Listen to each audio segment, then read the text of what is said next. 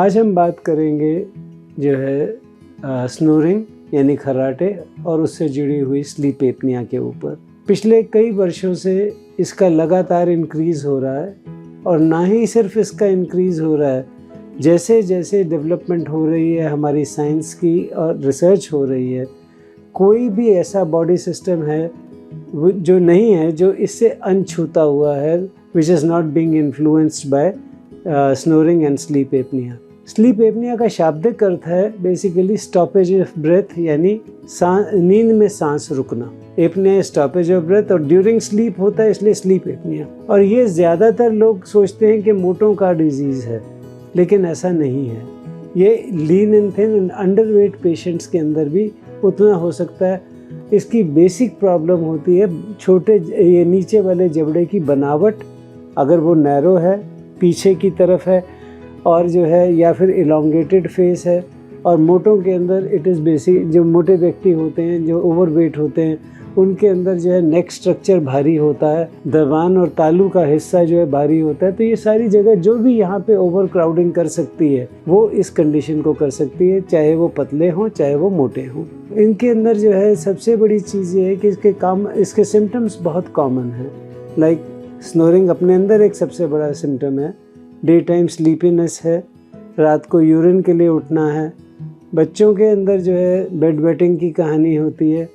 उसके अलावा जो है हमारे पास जो सबसे इम्पॉर्टेंट चीज़ें हैं वो है हाई ब्लड प्रेशर, स्ट्रोक्स और कार्डियक फेलियर और last but not the least death during sleep. तो ये सारी चीज़ें, plus it is also affecting your kidneys, it is also affecting the overall quality of life, क्योंकि दिन भर नींद आती रहती है ऐसे व्यक्तियों को, रात की नींद क्योंकि उनकी ठीक नहीं होती।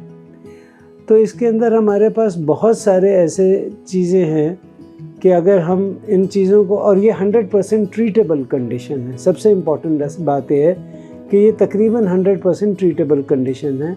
तो उस हिसाब से हम जो है cardiac rhythm disorders, heart failure, heart attacks और इनका नंबर कम कर सकते हैं। ख़त्म नहीं कर सकते लेकिन कम कर सकते हैं।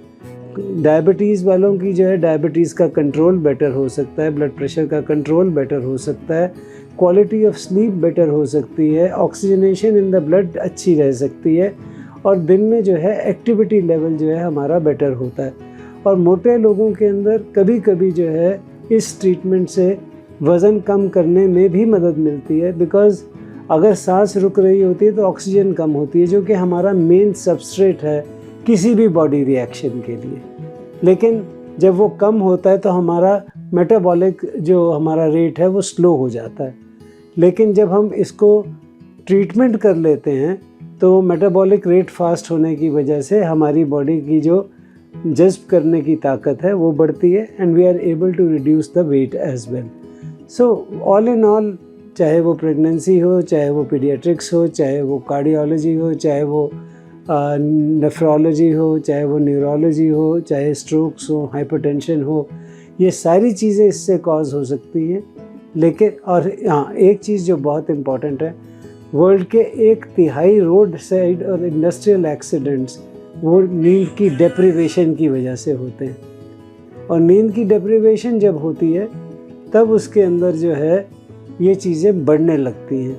So we can correct it. So it is important that we should be wise enough to understand कि हमारी जो है लिमिटेशन क्या है, एंड उस लिमिटेशन के अंदर जो है एक टाइमली अगर हम अपने स्लीप स्पेशलिस्ट या डॉक्टर को दिखाते हैं तो उसके अंदर हम उनकी जो है डायग्नोसिस भी ठीक से कर सकते हैं, उसकी सिवियरिटी को भी नाप सकते हैं और उसको ट्रीट भी कर सकते हैं।